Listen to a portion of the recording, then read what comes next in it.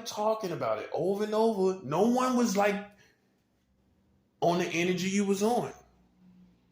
Even Ukraine accused America of panicking. That's their exact term, the exact term they used. That the West was panicking. They weren't panicking.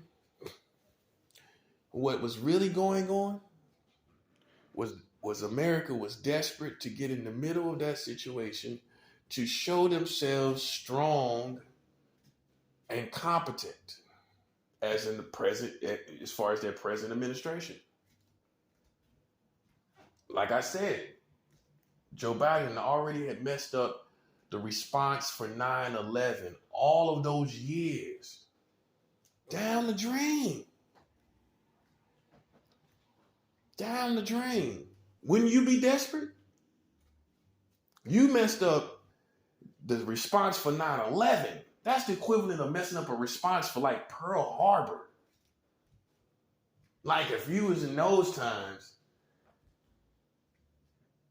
or around those times and there was a response in Japan and you destroyed all that response. That's the equivalent. Now the Taliban is back on top. I'll say it's the equivalent as far as the way it impacted the American culture. Before there was a 9/11, there was a Pearl Harbor, right? As far as attack on American soil, right? Okay. That's the only thing you can compare it to. And so Joe Biden messed up all of that progress. Nobody made him do it. He did it himself. So wouldn't you be desperate to jump in some war to show yourself competent? Wouldn't you be desperate to jump in some war to redeem yourself? That's all it was about. Put two and two together.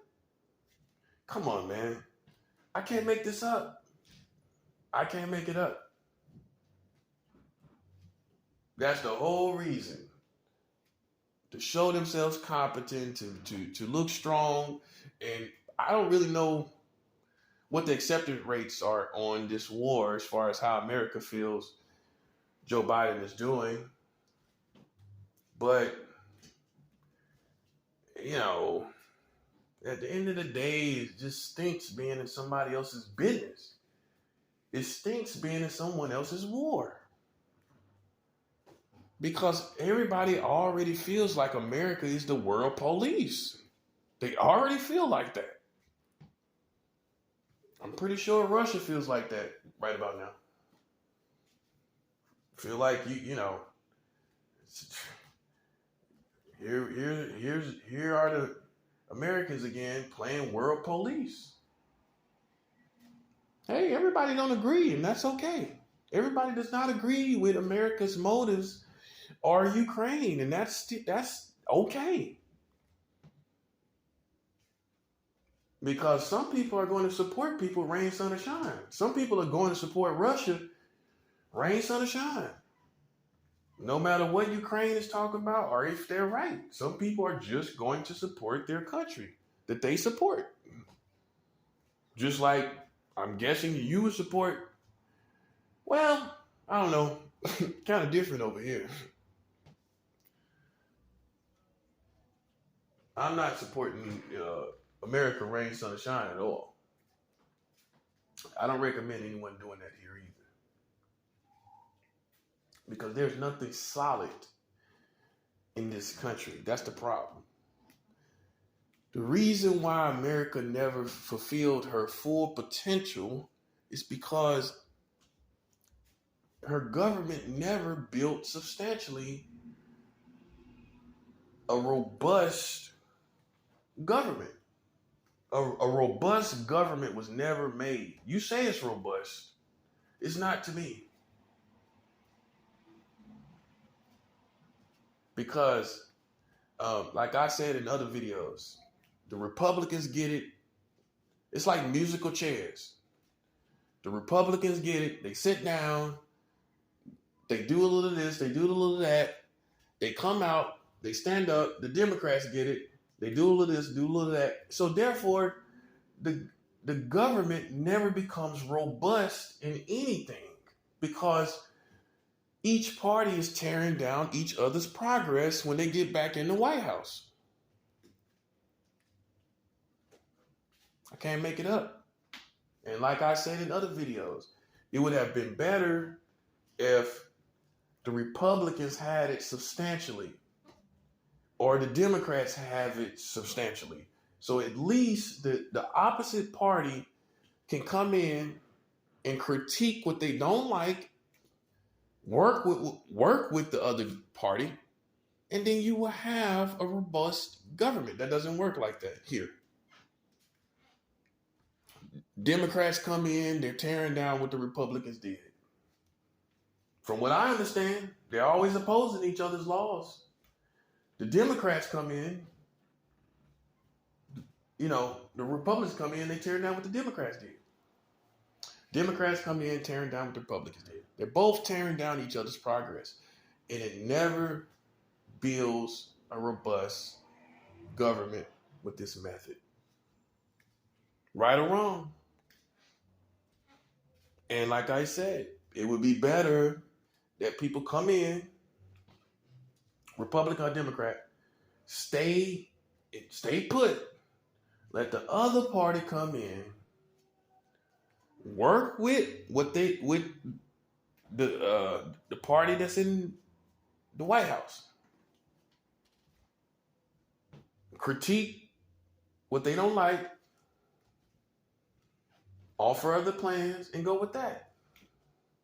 But the White House playing musical chairs, it just doesn't work for it. It just doesn't. It's not progressive. And it's never going to be, in my opinion. As long as you got Republicans and Democrats fighting each other, that's all they're doing. It's not unity. It's opposite. They oppose each other. For the most part, they come together when there's something big. They come together when there's something going on, et cetera, et cetera, et cetera. But all you hear, the undertone is always rivalry. They're each other's nemesis. That's how it comes off to me. So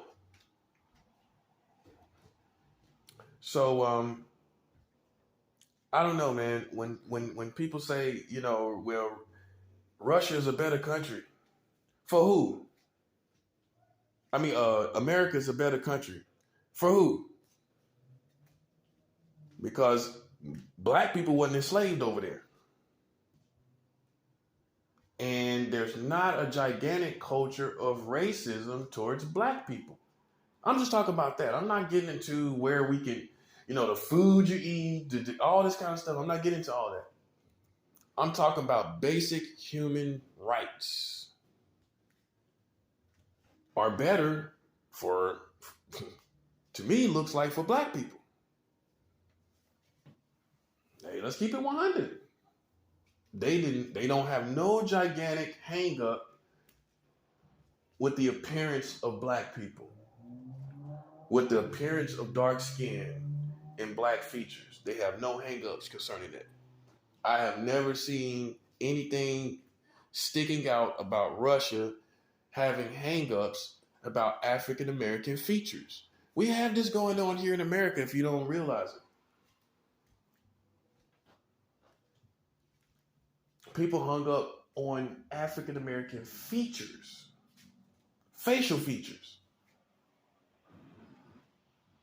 So when people say, ignorantly to me,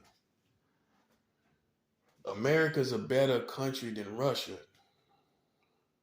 I take that is for white people, white America, Caucasians, Europeans. But if you were to compare it for the black man, if you was to compare which country is best for the black man, I think you will probably find Russia is possibly better. I'm not talking about everybody else. I'm talking about me. I'm going to take all of y'all with me. Looks like Russia might be a new spot.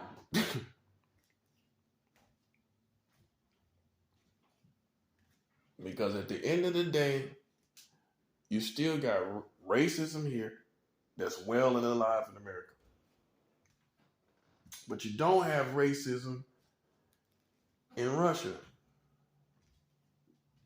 Not substantially. I'm pretty sure there's racist people everywhere. Unfortunately, this perspective is everywhere, worldwide. But I'm not splitting hairs here. I'm talking about substantially. I haven't heard any racism towards African Americans or Africans, substantially, culturally speaking, in Russia. So when you say, well, America always be better than Russia, for who? For you, yeah. If you're white America, probably, most likely. This is your Disneyland. America is Disneyland for white people, if you have not noticed. Their kids are in the safest place. They got yards, acres is for yards, front and back. They got acres for yards. Backyard is like 3 acres, 2 acres. Front yard is like 2, 3, 4, 5 acres. Maybe the backyard got more acres though. About 5 to 7, 2 and 3 in the front, something like that. Maybe. But the bottom line is, this is like Disney World for white people. You should love this country. You should. This is like, the only thing you're missing is Mickey everywhere. On the flag. You should love it. It works for you. It works for no one else really. Not substantially. And not on the average. And that's what I care about. Averages and percentages. Like David Chappelle say. Averages and percentages. That's what I care about. And on the average and percentages, this country works for you. It works for white people. You can have millions and millions of dollars and get profiled by a cop, or your child get profiled by cops, and they're dead, and you're dead. And you got money, but you're dead now. That part. So, good for who?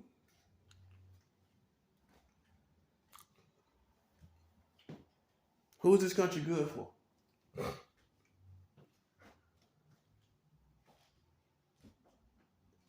And you would think that white people would think about this by now.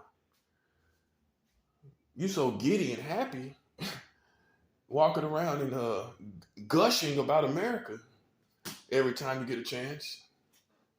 While you're gushing about America, there's people suffering. There's people going through all kind of crazy stuff. Children included. Non-white children included. Suffering. Right? This is facts. This is facts. While you're living in my opinion, you don't even live in the upper middle class to the rich and wealthy.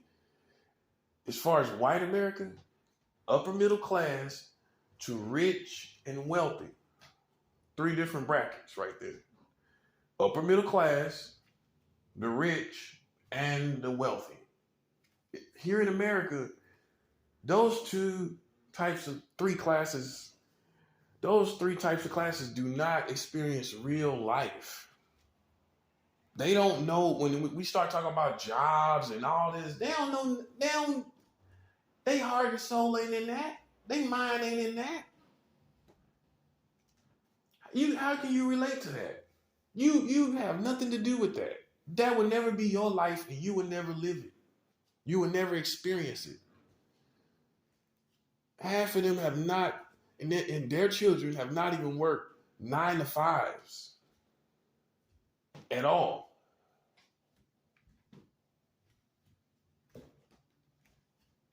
They got parents' money. They get to live how they want to live, do what they want to do.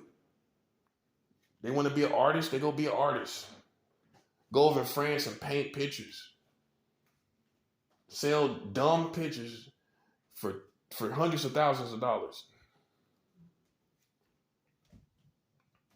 Meanwhile,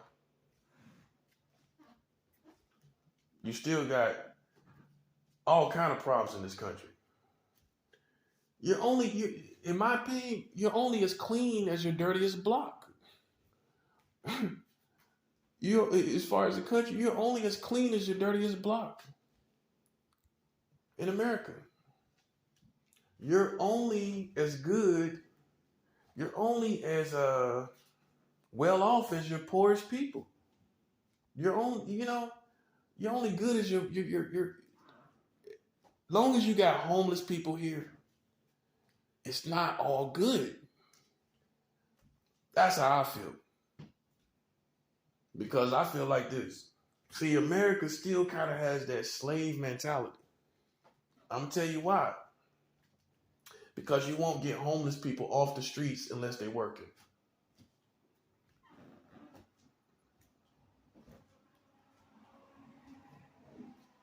You won't get homeless people off the streets unless they're working. You don't care if they're about their humanity. You don't care if they're out in the cold. You don't care if they're getting rained on and get pneumonia or hypothermia. You don't care about that. All you care about is them working. Working. To me, that's almost borderline slave mentality.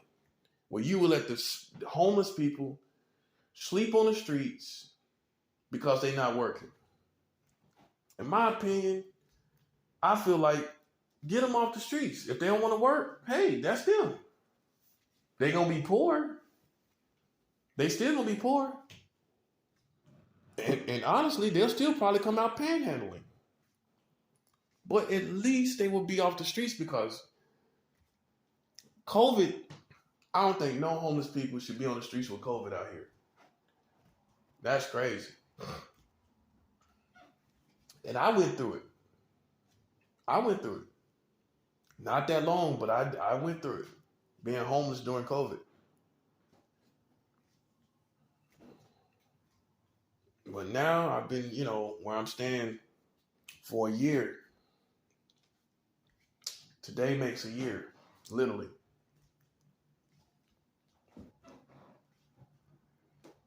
But I think you should get homeless people off the streets, whether they're working or not. You can't hold people to just work to like you're not going to help them because they're not working. It is not going to work in your benefit. I'm telling you, as the future goes by, you're going to find that these people are going to become more animalistic, more beast-like, and you're the prey. You're going to have more crimes, especially with the anti-vax community. They're going to start being homeless. Maybe. But I think that homeless people shouldn't, get them off the streets, put them in some facilities, and if they want to work, they want to work. They don't, they don't. Because what I feel personally, there are certain type of homeless people that I know will not get hired anywhere. And until you have seen those type of individuals, you won't see a need to start getting homeless people off the streets, whether they're working or not, because some of them are just unemployable. What about that? What about the unemployable homeless people? What about that? They're out there, everybody is not ready to go with their portfolio with a pair of slacks for the morning to get a job. Everybody don't got that going on. Got their portfolio, got all their resume ready, and a pair of slacks for tomorrow. Yeah, that matters. You got to have something to wear on the interview. And you can say, well, they got to go this, they got to hustle to do this and do that. Man, they ain't going finding no slacks. They ain't going finding no pants across town. And even if they did, they probably ain't got no resume and ain't had no job. How they gonna have a resume?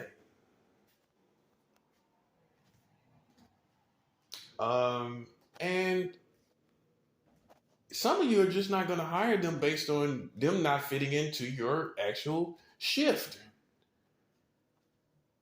for whatever reason. So there are unemployable homeless people out here, and there should be housing for the likes of unemployable homeless people. But you're not worried about that. And I know you got the money. You throw up $1 trillion when you need in an emergency like it ain't nothing. Watch them. When they're going through something, $1 billion just come out of nowhere. You know what $1 billion can do? As far as tackling unemployable homeless people that you can look at and you know and I know they're not getting hired. I don't care what you say. You can look at them in an instant and say that person can't work nowhere. And that's that. And sometimes it might be by parents. They may have something on a growing or something on their face, a mass on their face, and they want to go work at a pizza shop. Come on, man. You know that's not going to happen. Because the first thing the employer is going to say is that this is just distasteful. This person's appearance is distasteful around food. You got a mask on your face. Now, back in the day, that might have happened, but now that's not going to happen. Nah. It's too many bubbly little females that can just take, that guy has no chance at some type of pizza shop or the eateries like that. He has no chance with bubbly little 20-somethings. He might be 58 with a mask on his cheek that's hanging down. You know, doesn't have the money to get it removed. And you think he's going to go work at a pizza shop? No, you think he's going to be hired at a pizza shop. Stop playing, man. You know he's unemployable. So why don't you just get him off the streets? Why don't you just have funds for unemployable? I'm not talking about people trying to play the system. I'm not talking about that. I'm talking about unemployable homeless people that you can look at and you know they're not going to get a job. And whether it's their personality, that too. Somebody moving real slow. It ain't cause they're not competent in mind. How they going to hustle? How are they going to hustle when it's time to hustle? When it's time to work fast, how are they going to work? So what you have to acknowledge in this country is that there are unemployable homeless people here. And unfortunately, there are a lot more than you would like to acknowledge. It's not 10. It's not 1,000. There are hundreds of thousands of unemployable homeless people here in America. It's millions, I believe. Out of 333 million people, there's at least, I would say, at least 5 million unemployable homeless people here. At least. Think about it. At least. Shoot, I think it may be 100 million. Well, maybe not 100. 75 million unemployable homeless people. That's about right. Yeah, that's about right. If you go through every nook and cranny in every town, wilderness, wilderness, country, metropolis, all these places. Sometimes you don't even know. This might be homeless people in like woods and wilderness. Yeah. Ex-military living, thugging it out in the wilderness. I would say, and you don't know how many ex-military are in your woods already. They already took to the woods, especially with COVID, especially in 2020. I would imagine a lot of ex-military took to the wilderness of like Washington State, Northwest Territory. Think about it. Florida, some areas of Florida. Man, I met a guy that that actually lived in a, like, near a swamp.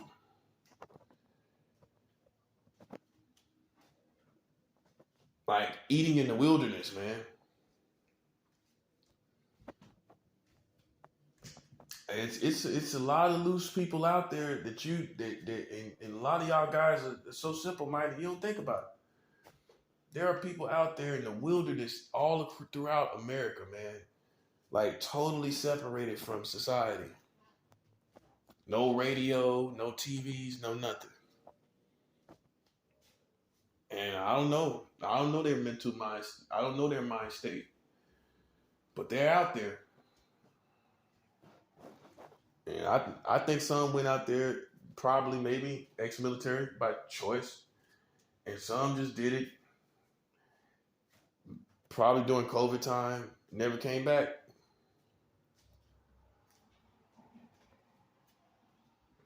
But in my opinion, America has to realize that you can't work everybody. You can't. You can't, and now you see why I'm saying it's a borderline slave mentality, because that's all they're thinking about. Now here's the punchline. During all the time that they were talking about helping the American community, you notice they were always talking about the blue collar Americans. You can count on both hands how many times they covered anything substantially talking about homeless people during COVID. I wondered about this. I wondered what's happening to the homeless people right now. Like, they're on the front lines. They got nowhere to sleep. This is when it first broke out. They got nowhere to sleep. They're on the front lines. I mean, they got to get up, go to stores, ask people for money, but people ain't really giving nothing because, they don't want to catch nothing, and they may think you got something, but you're probably more cleaner than them because you don't go nowhere. Man, can you imagine how much they suffered? And the psychological part too, the uncertainty of what's going to happen. When all the people was running around, sweating in the sun and going crazy, fighting and stuff. Can you imagine homeless people seeing all that ambulances going, people getting picked up with COVID from stores, and they seen all of that. And you didn't see really the White House or anybody really show any big concerns. The only thing I really heard about was, they're going to get these hotel-like facilities for some homeless people. I think that was in San Francisco. And I heard a lot about them doing that. I realized that's what they did. But there was not a lot of reports about it. They turned a lot of these motels into places for homeless people. And I guess that was just the beginning when they were scared that the homeless people would spread it. That's what it mostly was about. So you don't understand. I need to say this. You don't understand how much people hate homeless people here in America. That's another thing. I don't know how Russia treats its homeless, but America has this distaste for homeless people. And this is why it's all about working.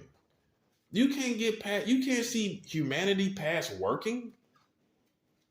You got to hold them to that. You're going to hate them forever because they don't work.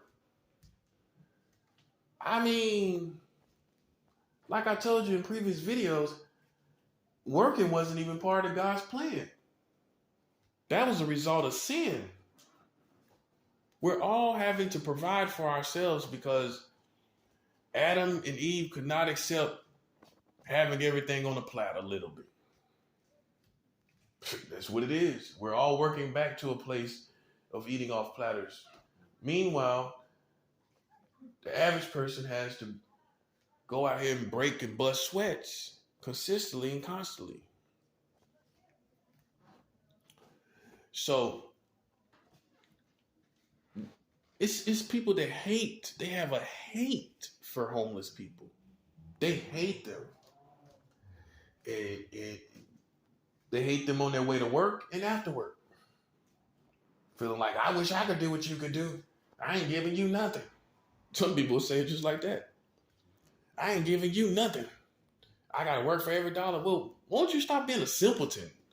Okay, how many times you've said that? Get a job, something to that effect. Won't you stop being a simpleton and realize that you can't work everybody for whatever reason. And you need to be a better human being and accept this. You can't work everybody. And like I told you, there's unemployable homeless